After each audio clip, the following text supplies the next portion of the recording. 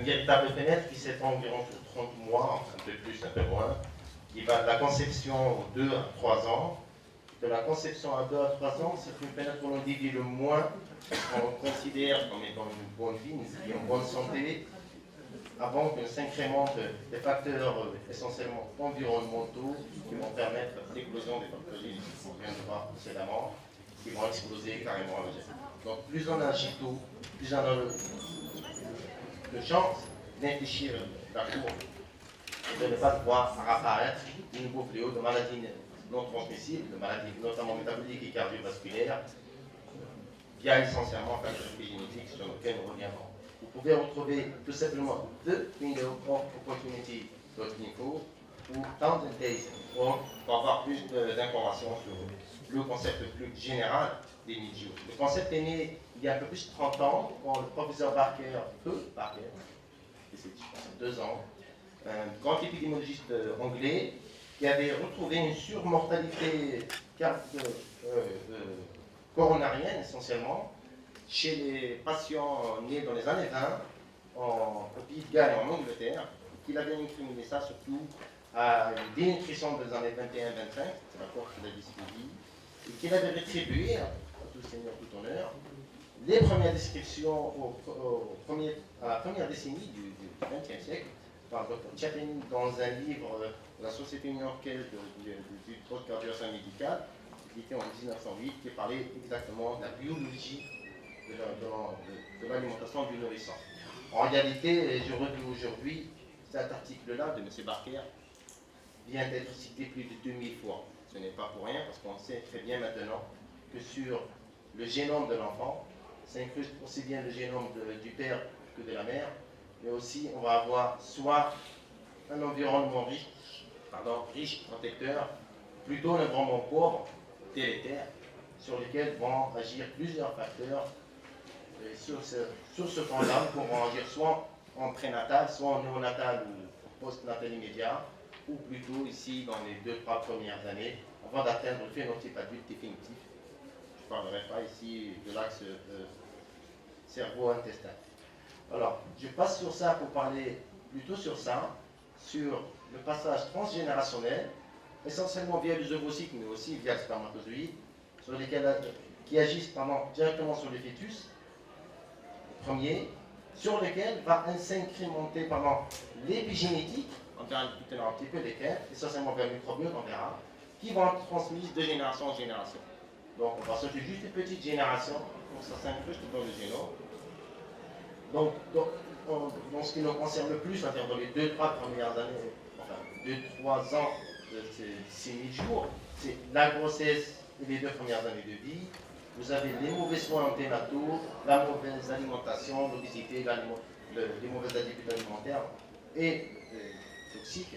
Vous avez aussi des autres facteurs de mode de vie, mais vous avez aussi soit le petit poids de naissance ou la courte durée d'allaitement maternel, on verra que c'est très lié en fait, et la mauvaise diversification. L'allaitement maternel, pour tous, on sait que ça diminue les infections chez l'enfant, on sait aussi que ça diminue le risque de diabète type 1 et type 2, pour la mère, le cancer du sein, de l'ovaire, mais aussi on sait très, très bien depuis un peu plus d'une année, presque une année, pardon, il y a une grosse étude qui a été effectuée par une équipe d'Oxford en Chine, je crois que c'est une chinoise, qui a permis de mettre à vue de tout le monde qu'on pouvait avoir 10 à 11% d'AVC de moins chez les mères qui avaient allaité pendant plus de 3 à 6 mois, et que c'était lié, donc plus on allaitait, plus on avait cet effet protecteur. De même, une grosse analyse rétrospective épidémiologique a démontré, en même temps pratiquement, c'est tout autant protecteur du risque ultérieur de cancer de l'endomètre, au-delà du cancer du sein ou du cancer de l'ovaire. Alors les bénéfices de l'allaitement maternel, qu'il s'agisse du colostrum ou du lait définitif, ne sont plus à démontrer. L'effet de la nutrition postnatale sur la croissance, ça c'était connu. Ce qui était un peu moins, c'était le programming de l'obésité. J'ai beaucoup apprécié les présentations antérieures qui parlaient de l'obésité. Et que l'on parle maintenant d'une diade d'un couple mère-enfant. On parle du couple mère-enfant parce qu'on sait qu'on peut agir sur deux volets essentiels, soit pour le développement neurocognitif via les acides carapolyinsaturés, ça c'est plutôt connu, soit pour promouvoir la maturation intestinale et donc le microbiote à travers le couple pré-probiotique. Alors, ce génome, ce couple de microbiomes va avoir des répercussions sur la santé, éventuellement sur le développement de la maladie. On voit par exemple ici le développement du villosité intestinale à la naissance, qui est considéré comme étant germe-free. On sait désormais que ce n'est pas réellement germe-free. La flore intestinale, la bonne flore intestinale, s'il y a naissance par voie basse, donc flore vaginale, avec allaitement maternel, sur lequel on va agir cette flore probiotique pour nourrir autant ces villosités que cet être en croissance. Et cela, bon, vous avez la flore intestinale maternelle, la flore intestinale vaginale, la flore vaginale, la flore cutanée, tout ça va engendrer une bonne flore intestinale chez nous. Très récemment, le mois passé, je pense. Alors, il y avait justement cette fenêtre d'opportunité qui s'étend de 0 à 1 à 2 années. On voit bien qu'on peut agir sur la mère dès la naissance, on verra un petit peu par quoi, et surtout après pendant la diversification. Donc, il s'agit de cette fenêtre-là dont on parlait précédemment. Alors, comment on peut réagir? Bon, ça aussi c'est assez récent, mais je résume. Hein. Selon les types de probiotiques que l'on vise, essentiellement les bifidobactéries et les lactobacilles, et on sait que ça agit essentiellement sur la réduction de l'inflammation systémique, ça a été dit précédemment, ou sur la modulation de la perméabilité intestinale, qui est un gros facteur d'inflammation systémique.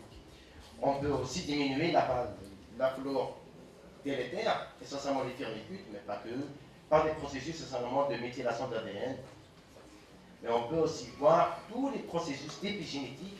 Bon, il y a tout un panel, je ne vais pas ces détails, mais il s'agit essentiellement de méthylation d'ADN, d'acétylation d'histone, ou parfois d'ARN mitochondrial. Je vais passer sur ça aussi. Alors, pour stimuler cette interface bactérienne qui est la première genèse de l'immunité muqueuse qui, elle, va donner l'immunité innée ou acquise, il faudrait donner ce qui est biotique, hein, soit des prés, soit des pros, soit encore mieux des symbiotiques. En réalité, la seule source réelle de symbiotiques, c'est le lait maternel. Mais surtout, il ne faudrait pas donner d'antibiotiques. En tout cas, ne les donner qu'à bon escient, parce que nous savons très bien que ces antibiotiques rasent tout, aussi bien les probiotiques que les autres. Et la Société européenne de gastroentérologie pédiatrique avait émis il y a quelques années déjà une position, enfin une revue systématique avec un commentaire dédié sur cela. Alors ça, c'est pour avoir le concept de la genèse de la bonne santé ou de l'apparition des maladies non transmissibles par l'âge adulte. C'est le concept de la DOAC, Development Approach and Supplementary Disease, et la principale méthode interventionnelle, et vous imaginez bien, la nutrition, parce qu'on ne peut pas agir sur les gènes, et un peu moins facilement sur l'environnement. Alors, qu'en est-il aujourd'hui? Aujourd'hui, c'est le manifeste du CAP qui a été publié il y a plus de 2 ans pour incrémenter ces résultats aujourd'hui qu'il y a du programming, comme la position de l'UNICEF, via la nutrition pour agir sur les facteurs non transmissibles. Alors, comment agir? What can be done and at what cost? C'est très simple. Alors, dès la préconception, agir dès l'adolescence, hein, notamment chez les filles. Ça a été un peu dit, bon, c'est ce mention de planning, pardon, et de supplémentation micronutritionnelle que l'on revoit aussi pendant la grossesse. Alors, peu ou prou d'acide folique et le fer, ça c'est, je pense, consensuel. Le reste, ça dépendra essentiellement de l'état nutritionnel très gravidique. Après, chez le nouveau-né, il faudra garder la même cadence. Chez la mère, qui deviendra normalement allaitant, rajouter de la vitamine K, ça on le sait, de la vitamine A. L'Algérie est un pays à moyenne endémicité, de carence en vitamine A. Favoriser le poids pour retarder le plantage. Tout ça, c'est donner un bon démarrage au nouveau-né. Après, continuer sa relève lancée par le lait maternel, la vitamine A, un peu de zinc. C'est inversement lié au développement socio-économique. On sait que moins il y a de zinc, plus l'enfant est à risque de diarrhée et de mortalité. Il faudrait discuter au cas par cas des supplémentations micronutritionnelles et en fer. En réalité, tout ce que je viens de dire rentre dans les buts du millénaire auquel adhère l'Algérie, comme tout le continent. Alors, chez l'adolescence, à l'adolescence, à la naissance, pendant les 6 premiers mois où c'est censé être un allaitement exclusivement maternel, puis pendant la période de diversification, à la fin de l'algénisation et de la maturation intestinale, les deux ont lieu environ entre 2 et 3 ans. C'est un continuum à perdurer. Je remarquerai seulement que de récents papiers sont parus sur le continent africain et l'adhésion des 1000 jours sur le continent africain. Bon, c'est une période critique et on sait très bien que nous manquons beaucoup, ça dépendra des lieux, mais nous collectivement, et que très récemment, il y a un peu plus d'un mois, il y a un numéro spécial du journal de la Doha qui est paru, édité par l'Université de Cambridge, et qui parle d'avancée de l'implémentation du programme de la Doha. Merci.